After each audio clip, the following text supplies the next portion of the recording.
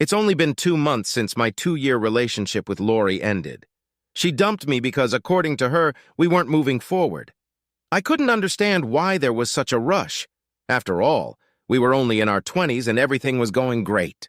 Why risk ruining everything by getting married, right? Well, she didn't think so and handed me the goodbye papers. I missed her dearly, but honestly, it intensified a lot of the feelings I was having. I had been playing the field for the last couple months and was having a great time, although I felt a little empty at times. I've been sleeping about 3 times a week. Granted, Lori and I used to do it 5 or 6 times a week, so that was a step down, but at least those hookups were without commitment. Tonight I was alone, sitting at the local sports bar, eating wings and beer and watching the first quarter of the game between the Colts and Texans. There was no score, and the game had been pretty boring so far. Marks? Only one person had ever called me Marky. I looked up and saw a face I hadn't seen in 5 years. "Marky, it's you, oh my God!" She threw herself into my lap and sank into me in a kiss that threatened to suck every last molecule of air out of my lungs. But she was always like that. "Wow, Rayanne, how are you?" "I'm fine, and now I'm even better. It's been too long. What are you doing?" "Nothing. Just eating dinner and watching a shitty soccer game. What about you?" "I was just walking by and saw you. I had to see if it was you. Why don't we grab a coffee or something?" "Sure." We walked out of the sports bar and stopped at Grinder's Coffee a couple doors down. Rayanne and I met in college, and I fell in love with her at first sight. She had long blonde hair and a beautiful, trim body. In the first semester of junior year, we were assigned to the same group to work on a project. We instantly hit it off and spent the night at our group's second project meeting, partying till we dropped, after the others had left, of course.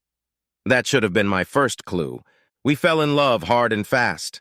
I'd like to say we were inseparable, but that's not the realities of college life.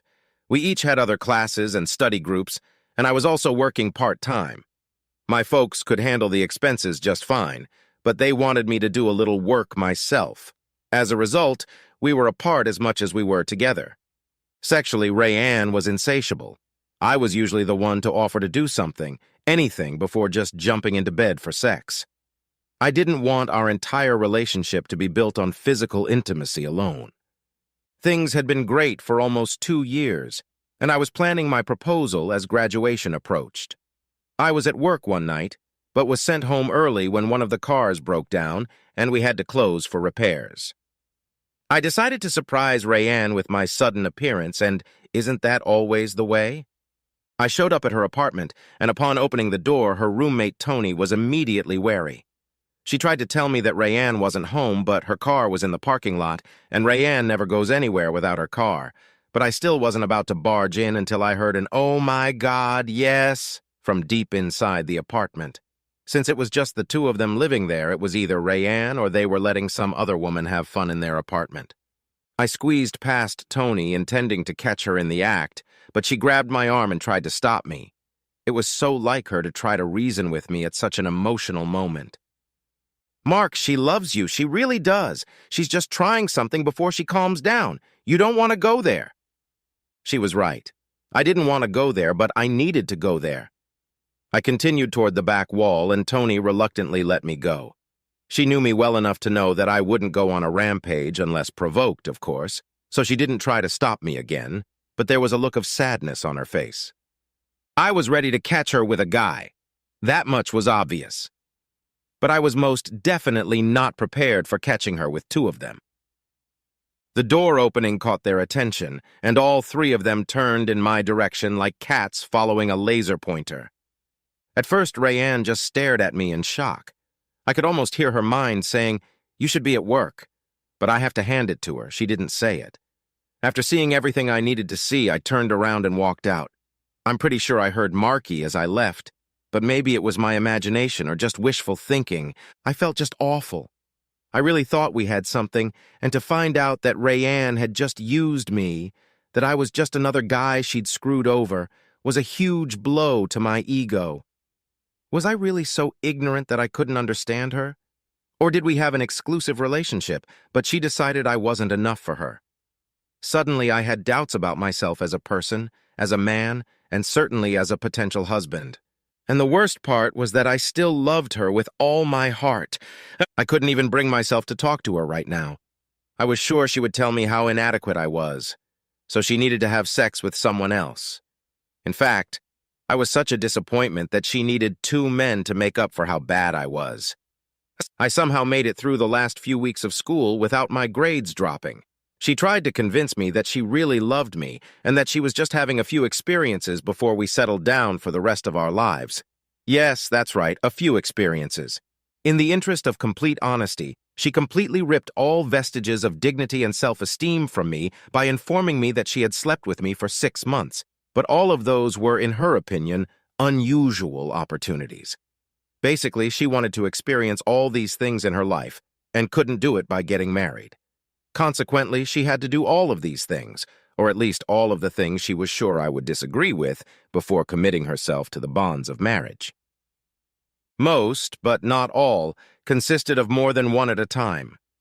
One was a visit to our local adult bookstore and a visit to one of their glory holes. This satisfied her desire for an anonymous sexual encounter. She had no idea who was on the other side of the wall and thinks there may have been several because she didn't think one guy could come around so quickly. In fact, she admitted, the threesome I walked in on was one of her mildest adventures.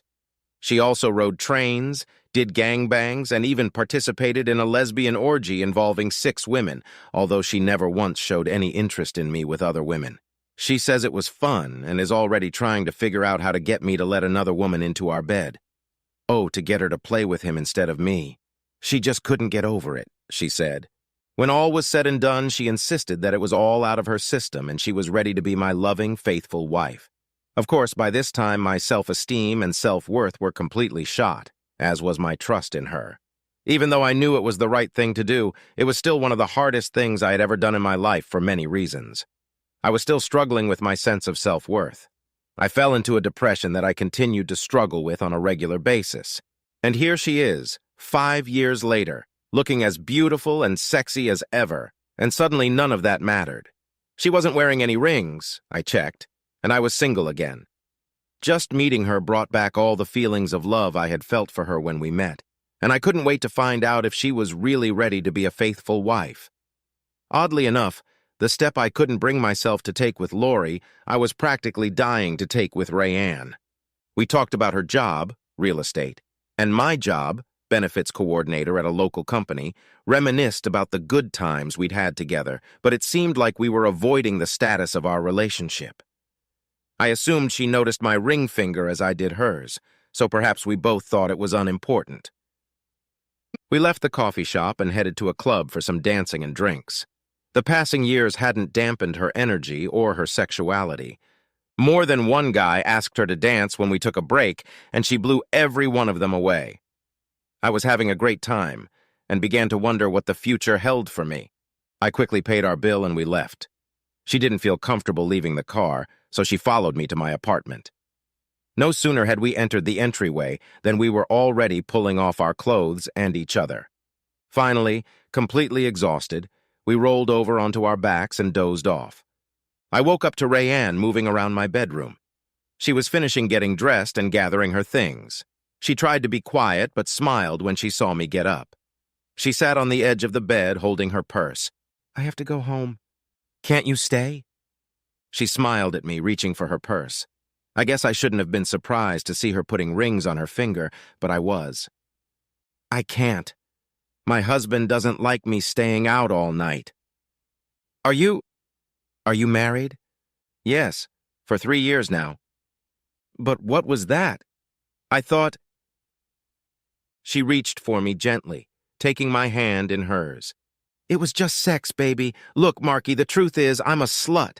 I was a slut before I met you. I was a slut while we were together, and I've been a slut ever since. I just happen to have found a husband who doesn't mind. With any luck, he's spent the night with some hottie himself." I don't understand." "Look, Carl and I are more like good friends than lovers.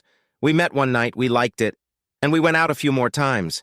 Neither of us were cut out for monogamy, but we became very close and decided to get married. I don't love him the way I loved him. Hell, the way I still love you." But when I come home after having sex with some guy, it makes me feel better to have someone around. Have you ever had sex? Oh yeah, I probably get half my sex life from it. Marky, the truth is I just love having sex with new guys. I loved you so much back then, and I couldn't even stay faithful to you even though I tried so hard. It took me a whole year before I finally gave up, but once I did, I couldn't stop anymore.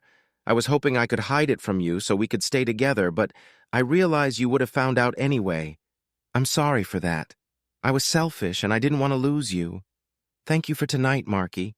You'll never know how much it means to me. She snuggled up to me and kissed my cheek. I left my number on your dresser. You're the best person I've ever had, and I wish we could meet again, but I know you might not go for it. I'll be disappointed if you don't call, but I'll understand. I love you, Marky, and I always will. With those words, she walked out of my bedroom, and a few minutes later I heard the front door slam shut. I just sat there bewildered at this unexpected turn of events. I thought we could be together again. I was overwhelmed with all these feelings. I got out of bed and pulled the sheets off, not wanting to smell like sex all night. I threw them in the washing machine and then climbed into the shower. I had the urge, or maybe the need, to rid myself and my surroundings of any trace of Rayanne. As I dressed, I noticed a piece of paper with her phone number on it. I picked it up and studied it for a minute, then came to a decision. I picked up the phone and dialed the number. The phone rang twice before a sleepy voice answered me. Hello? Lori, it's me. Mark? Jesus, do you even know what time it is? Yeah, it's about 3 in the morning. Are you alone? A pause followed and then a sigh. This isn't really any of your business anymore, Mark. You're right. I'm sorry. I just wanted to say, I didn't mean to interrupt what you might be doing. Another sigh. Yes, Mark, I'm alone. What did you want? Can I come to you? We only broke up 2 months ago, Mark. I don't think that would be a good idea right now. Please, Lori. Mark, why don't you give me a call tomorrow and maybe we can set something up so I'm in a better position, okay? Yeah, sure. Okay, whatever you say. I'll call you later. I ended the conversation feeling even worse than before. I don't know what would have happened if Lori hadn't called me back right away. Hello? Is it that important, Mark? I think so. Okay, come over. I'll put the coffee on. I walked out to the car and honestly don't remember how I got there. I had all sorts of thoughts going through my head, but mostly about what I was going to say to her. When I pulled into the parking lot of her apartment complex, I already knew what I was going to do. I knocked, then got down on one knee as she opened the door. Lori Ann Smith, will you marry me? She just stared at me for a minute. I think she was trying to figure out if I was drunk, especially since it was almost 3:30 in the morning and I didn't even have a ring. I guess I was foolish to expect her to immediately say yes and throw herself into my arms. At least she didn't say no. Yet. Before I answer that, Mark, we apparently need to talk. Come inside and sit down. I took a seat at one end of the couch and soon had a cup of coffee in my hands. Lori sat down in the chair across from me. Her long, straight black hair was gathered into a ponytail, and she was dressed in a light pink terry cloth robe. I could see the bottom of one of her nightgowns peeking out. I wondered if she still slept without panties. Okay, Mark. What happened tonight? I ran into Rayanne. The same Rayanne who cheated on you in college. Yes. Then let's get this straight. Did you have sex with her? I hesitated. I wasn't proud of what I'd done, finding myself drawn into the orbit of a woman who'd practically destroyed me. In fact, it was Lori who had done most of the putting me back together that was even worse. Yeah, I'm sorry. Why are you apologizing to me, Mark? You were a single man and you did what single men do. The same thing you've been doing for the past few months. I looked at her, shocked. Don't be surprised. I get reports all the time, whether I want them or not, but I still wonder what you were thinking, considering how it ended the first time. I suppose, she made me feel awful. I felt like her cheating on me was her telling me what she thought of me, and for some reason I needed to get her approval, as silly as that sounds. Did you get it? Sort of. She's been married for 3 years. That took Lori by surprise. For your information, I didn't know about it before we went our separate ways. She married a guy she likes, and she still loves me, but he's okay with her sleeping around because he does it too. So they have an open marriage? More like a marriage of convenience. It's like they're only together to have someone. That's sad. All these years I thought it was about me. I thought I wasn't man enough to make a woman happy, and all this time it was about her, not me. I convinced myself that I was the guy that women would cheat on. I was so afraid it was only a matter of time until... Jesus, Mark, I would never do that to you. Is that why you never committed yourself to me? To us? I'm pretty sure, I said, nodding my head. I was afraid I'd get hurt again, but I was even more afraid of disappointing you. Lori knelt down in front of me, squeezing my hands in hers. Baby, I love you. You can't even imagine how good it felt to hear her call me baby again. I knew for sure I was going to get you, and I was thrilled for you beyond my wildest dreams. I can't believe you held back all this time because some slut cheated on you all those years ago. Pretty pathetic, isn't it? No, baby. It hurts me to think that's how you've treated yourself all this time. Listen to me, Mark. You're a wonderful man. You're going to be a wonderful husband and father. Any woman would be happy to have you. But I don't want any woman, Lori. She stood up, walked to the other end of the room, and stood there for a minute. She stood with her back to me, and all I had to do was wait. Suddenly, she turned to me. Yes. Yes, what? Yes, Mark. I will marry you. I jumped up from the couch and hugged her as tightly as I could. She was so good. Rayanne was slim, but Lori was well built. She wasn't fat, just curvy, and I loved the way she felt in my arms, especially when her lush breasts rested against my chest. I hated to let her go, but alas, something else had to be said. But listen carefully, okay? You need to see some counseling to sort this out, okay? I don't think an epiphany after a sex session with a city bike can be considered proper emotional recovery. Okay, honey, you're absolutely right. And no sex until you've had your checkup. I can only imagine what that woman gave you. I'll get tested tomorrow. Can I stay here tonight? Can you keep your hands to yourself? I promise. Okay, go ahead. We'll tell everyone tomorrow. Mom keeps telling me to give you another chance. She'll be thrilled. She always liked me. A very brief epilogue. Fortune was smiling on me. I took the tests, and the night I got the results, I found myself between Lori's legs. Everything was business as usual for us, and I knew I was where I was supposed to be.